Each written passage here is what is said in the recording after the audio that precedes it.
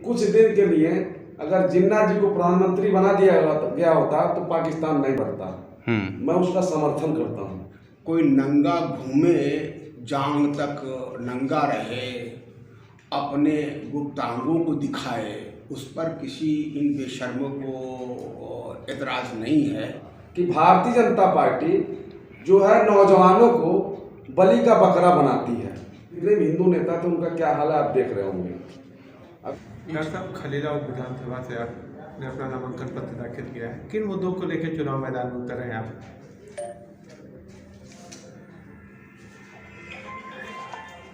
अभी तक जो भी सरकारें सत्ता में रही हैं देश की, उन सभी सरकारों ने समाज के सभी वर्गों को बराबर का विकास का अवसर नहीं दिया और उनकी हक हिस्सेदारी नहीं दी है। कोई धर्म जाति के नाम पर भेदभाव करता है, कोई जात बिरादरी के नाम पर भेदभाव करता है।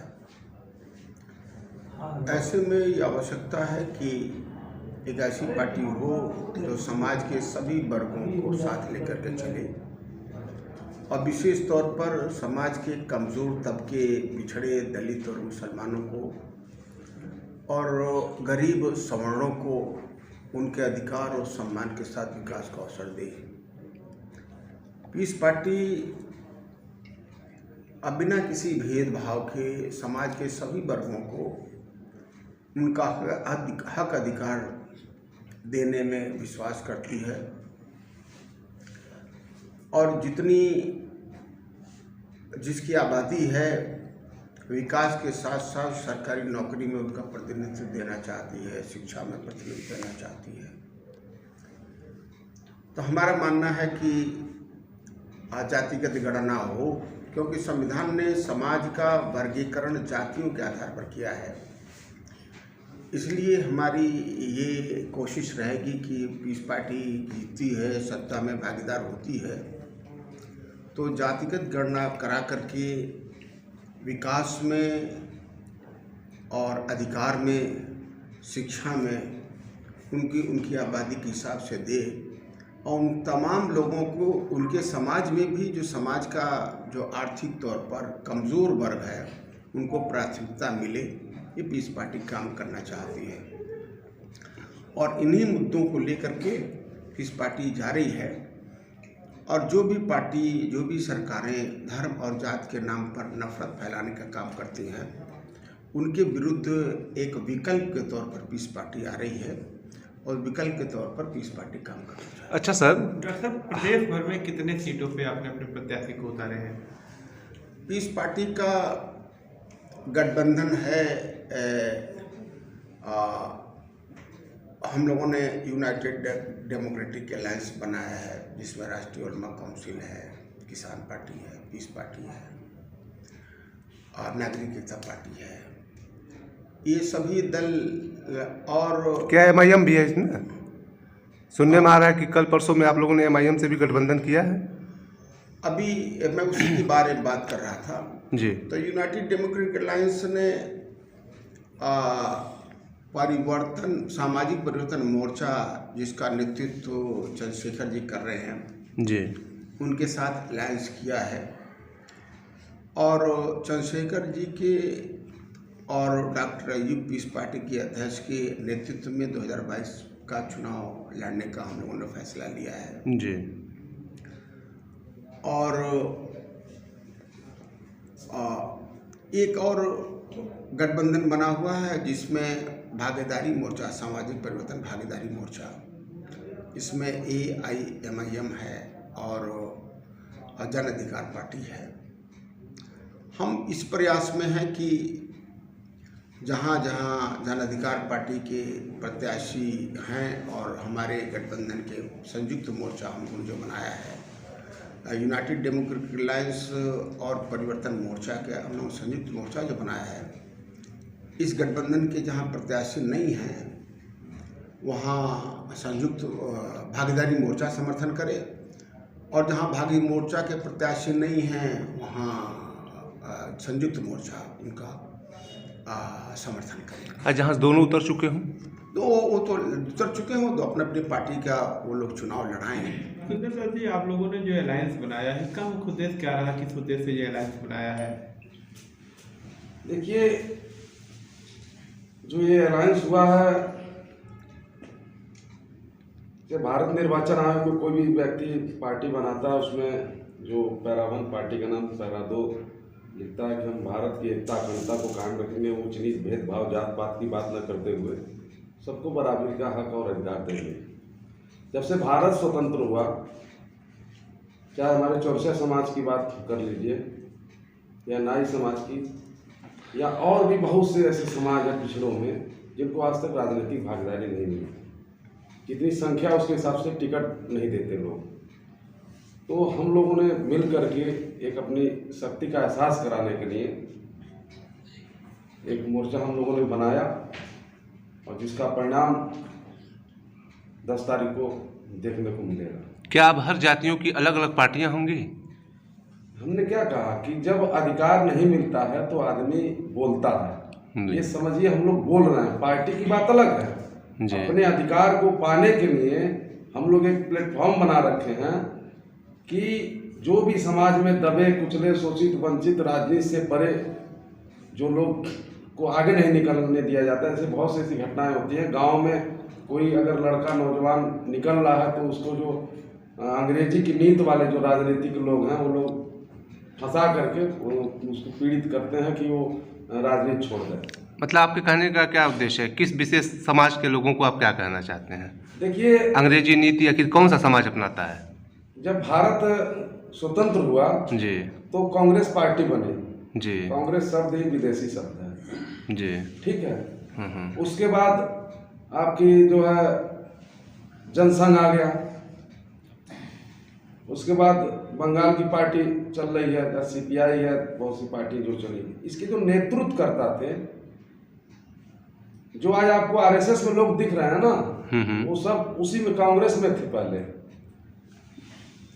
चिंतनीय विषय यह है कि नए लोग को अवसर नहीं मिलता है। यानी कि सामान्य वर्ग की जो मैं बात कर रहा हूँ जी, उसमें मात्र 5% लोग लाभ ले रहे हैं। सामान्य वर्ग के 95% लोग भी जो है इंतजार कर रहे हैं कि हमें कोई जगह मिले, पिछड़ों के साथ साथ। जी। हमारा हम लोग का जो मुहिम है, जो राजनीति से वंचित है, या अभी शिक्षक घोटाला आप लोग देखे होंगे, सीधे सीधे मतलब दूध में मक्खी जो है निगलने वाला काम हो रहा है, जबरदस्ती निकलवाया जा रहा है। तो इसलिए हम लोग लड़ाई लड़ने के लिए। क्या आरएसएस कांग्रेस की देन है? मुझे दोनों कोई अंतर नहीं दिखता। तो लेकिन वर्तमान समय में आरएसएस और बीजेपी मिलकर काम कर रहे हैं, तो कांग्रेस की देन है, फिर कांग्रेस से अलग क्यों? कांग्रेस भी मिली हुई है। अब बीजेपी की वर्तमान राजनीति के बारे में आप क्या कहना चाहेंगे? भैया, बीजेपी तो सीधे सीधे जो है, देखिए एक चीज का मैं खुलासा आपको कर दूं कि बीजेपी की जो राजनीति है जी, अभी आप लोग देखे होंगे, बहुत से भाजपा के मंत्री विधायक सभा में गए जी। देखिए, बहुत ही अच्छे तरीके से मुख्यमंत्री इन लोगों ने योगी आदित्यनाथ जी महाराज को बना दिए। लेकिन जब पता लगा कि यही मंदिर जुड़ा था कि गांधी जी की हत्या हुई थी, बहुत बड़ी बात बता रहा हूँ, जब उनको पता लग गया कि इसी मंदिर की रिवॉल्वर गायब हुई थी दिव्यनाथ जी महाराज की, और गांधी जी की हत्या हुई थी, क्योंकि दिव्यनाथ की उसमें रोल था नहीं था ये कुछ नहीं, लेकिन रिवॉल्वर गायब। जब से पता लगा गुजराती भाई को, तब से आज का जो चुनाव चल रहा है वो गुजराती बनाम मठ, गुजराती बनाम मठ, पूर्व उत्तर भारत। अब गांधी जी की हत्या की आप बात कर रहे हैं, तो गांधी जी को मारने वाला जो गोडसे था, नाथुराम गोडसे, जो उसके बारे में आप क्या कहना चाहेंगे? जैसा कि कुछ लोग उसको देशभक्त मानते हैं, आप क्या कहना चाहेंगे उसको? उत्तराखंडी थे वो। एक आप लोगों ने देखा होगा, एक बयान ओम प्रकाश राजभर जी ने दिया था जी, कि कुछ दिन के लिए अगर जिन्ना जी को प्रधानमंत्री बना दिया गया होता तो पाकिस्तान नहीं बढ़ता। मैं उसका समर्थन करता हूँ। आप समर्थन करते हैं? एकदम। हम कह रहे हैं कि अगर किसी व्यक्ति को हम मिला ला थोड़ी देर के लिए और हमारा घर न टूटे जी, तो ये तो सही है, ये गलत काम है। यानी आप समर्थन करते हैं इस बात एकदम डंके की चोट पे गोडसे समर्थन करते गोडसे के बारे में क्या कहना चाहेंगे? हैं। अब देखिए, जब दिमाग में कोई चीज बैठ जाती है जी तो वो घटना हुई, अब उसमें देश को बांटने में उनका आया तो वो घटना हुई, उसमें आरएसएस और बीजेपी के लोग भी खुद साफ नहीं बोल सकते उस विषय पर, लेकिन तो उसमें जांच हुआ और बरी हुए लोग। लेकिन आज जो मंत्री भागे और जो प्लान रचा गया, जी ठीक है ना, उमा भारती का कहीं कोई पता नहीं है, जितने भी हिंदू नेता थे उनका क्या हाल है आप देख रहे होंगे। अभी लखनऊ में वो जो हत्या हो गई थी हिंदू महासभा के थे, तिवारी जी थे, कौन थे, कमलेश तिवारी जी ने अपना जीवन दिया, संघर्ष किया, रिस्क लिया, उनकी हत्या हो गई, आज तक कुछ पता नहीं लगा। तो मैंने अभी देखिए पिछले लोकसभा चुनाव मैंने बताया था कि भारतीय जनता पार्टी जो है नौजवानों को बलि का बकरा बनाती है जी, और झंडा लेकर के जो जिंदाबाद और जय श्री राम बोलते हैं वो बैकवर्ड होते हैं। आज मंदिर के ट्रस्ट में सबसे ज्यादा चंदा हम बैकवर्ड व्यापारी लोग देते हैं, और मंदिर के ट्रस्ट में एक भी बैकवर्ड व्यापारी को सदस्य नहीं रखा गया है। हम पंडों को चंदा देने के लिए नहीं बने हैं, पंडे चंदा लें और 3-5 कर रहे हैं, बैकवर्ड लोग चंदा दे रहे हैं। बैकवर्ड जैसे आप कहना चाह रहे हैं कि मंदिर में ज्यादा चंदा देते हैं, एकदम। क्या विद्यालय में भी बैकवर्ड ऐसे ही चंदा दिया करते हैं? तो चिंतनीय विषय है। अभी मैं एक और ये क्या नाम, राकेश टिकैत जी ने जी इंडिया टीवी का कार्यक्रम था, पीछे मंदिर चल रहा था, हाँ मैंने देखा उन्होंने था। हड़काया, मैं उनका समर्थन करता हूँ। ये चुनाव चल रहा है, आप पीछे हॉस्पिटल दिखाओ, स्कूल दिखाओ, ये देश को कहाँ ले जा रहे हैं आप? अच्छा, आप इस समय कर्नाटक का जो एक मुहिम है हिजाब का, वो इस समय आ चुका है यूपी में। हिजाब के बारे में आपका क्या कहेंगे? और हम डॉक्टर साहब से भी जानना चाहेंगे कि ये क्या कहेंगे, दोनों लोगों से हम जानना चाहेंगे इसके बारे में। यही तो चिंतनीय विषय है। कश्मीर में बम भड़कता है तो यहाँ धरना होता है जी, और यहाँ कोई मर जाता है जी। यही सुनीता चौरसिया की लाश को अभी तक इसी खलीलाबाद में आग नहीं मिली है। कहाँ है ये कानून? सीएमओ सरासर दोषी है, सीएमओ दोषी है, सीएमओ दोषी है, एसपी डीएम दोषी है, कोतवाल दोषी है, और जितने आला अधिकारी हैं सब यहाँ पे पड़े हैं, कोई सस्पेंड नहीं किए गए। क्या ये बहुत बड़ा आरोप आप नहीं लगा रहे हैं यहाँ के आला अधिकारियों पर? अरे भैया ये बताइए, हिंदू धर्म में जी। जलाया जाता है, हाँ। अब प्रशासन ने पोस्टमार्टम, हम लोगों ने आंदोलन किया तो पोस्टमार्टम हुआ। जी, हिजाब के बारे में आप क्या कहना चाहेंगे? एक मिनट, पोस्टमार्टम हुआ, उसके बाद ले आके दफना देते हैं, उसको जलाया जाता है ना हिंदू धर्म में जी। अब पूरा प्रशासन यहाँ दोषी है, यहाँ के नेता जनप्रतिनिधि दोषी हैं। आखिर उस मामले में कोई कार्रवाई नहीं, उसके बाद हमने 2 बार ज्ञापन दिया है जिलाधिकारी महोदय को। उस खबर को जागरण ने सबसे ज्यादा हाईलाइट किया। जी, जागरण ने भी किया, बहुत बढ़िया जागरण। तो मतलब सर, हमारी बातों को आप बताएं ना, हिजाब के बारे में आपका क्या कहना है? हिजाब के बारे में जो इस समय राजनीतिक गहमी घमा इस चुनावी मुद्दे में बना हुआ है, इसके बारे में आप क्या कहना चाहेंगे? देखिए, एक बात आपको बताता हूँ कि भारत में अपने हिसाब से रहने का सबको मतलब अधिकार, सांस्कृतिक आज़ादी है, सबको अधिकार है। जी। कौन कैसे रह रहा है उसमें इंटरफेयर नहीं करना चाहिए। डॉक्टर साहब, आप क्या कहना चाहेंगे इसके बारे में? आप इस पार्टी इस देश के संविधान में विश्वास करती है जी, और संविधान ने सभी धर्मों के अनुयायियों को बराबर का अधिकार दिया है और सम्मान के साथ अपना जीवन यापन करने का अवसर दिया है। और यही वजह है कि संविधान ने ये व्यवस्था दी है कि हर धर्म के लोग अपने आस्था के हिसाब से पूजा अर्चना करें, इबादत करें, उसके लिहाज से पहने, खाएं, पिएं, और जो भी उनकी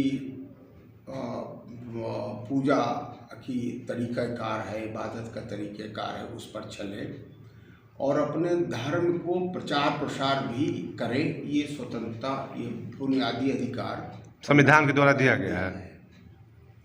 और उसी राइट के अधिकार पर योगी जी गेरुआ बस्तर पहन करके बैठ रहे हैं। जी, उसी अधिकार के तहत सिख पगड़ी बांधता है, बिल्कुल। उसी अधिकार के तहत मुस्लिम दाढ़ी रखता है। हिजाब एक इस्लाम का एक अभिन्न अंग है और सर पे दुपट्टा डालना मैं समझता हूँ ये भारतीय संस्कृति भी है। और ऐसे में किसी का इसका विरोध करना, कोई नंगा घूमे, जांग तक नंगा रहे, अपने गुप्तांगों को दिखाए, उस पर किसी इन बेशर्मों को एतराज़ नहीं है जी। और कोई पर्दे में रहे, अपने हिसाब से सहनशील व्यवहार करे तो उन्हें एतराज़ है। मैं समझता हूँ कि ये इस देश को एक ऐसे आग में झुलकने की कोशिश कर रहे हैं जिसमें अमानवीय व्यवहार हो।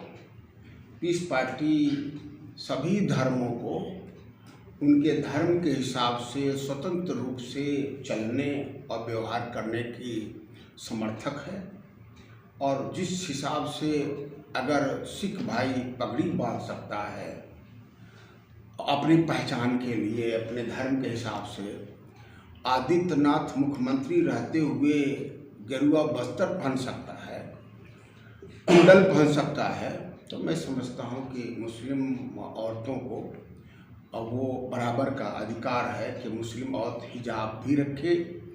हिंदू बहु बेटियाँ जो घूंघट रखती बनाती हैं, वो घूंघट के हिसाब से अगर पर्दे में रहना चाहती तो पर्दा पहने, नकाब पहने। मैं समझता हूँ कि ये बुनियादी अधिकार है और किसी को इसमें हस्तक्षेप करने का कोई अधिकार नहीं है। मतलब आप मानते हैं कि पर्दा भारतीय एक संस्कृति है और ये सबका अधिकार है? संस्कृत नहीं है, ये तो एक संस्कृत और धर्म का, एक मजहब का एक हिस्सा। मतलब सारे धर्मों को आप बता दिए, जैसे हिंदू, मुस्लिम, सिख, ईसाई, सबका एक अपना पर्दा है। बिल्कुल, सब आदमी अपने धर्म के हिसाब से रहना, खाना, पीना, पहनना, प्रचार प्रसार करना, ये हमारे संविधान ने सबको बराबर का अधिकार दिया है। किसी धर्म विशेष के साथ इसकी अवहेलना नहीं किया जा सकता, इसमें रुकावट नहीं डाली जा सकती। मैं विश्वास करता हूँ कि उच्च न्यायालय और सुप्रीम कोर्ट इसमें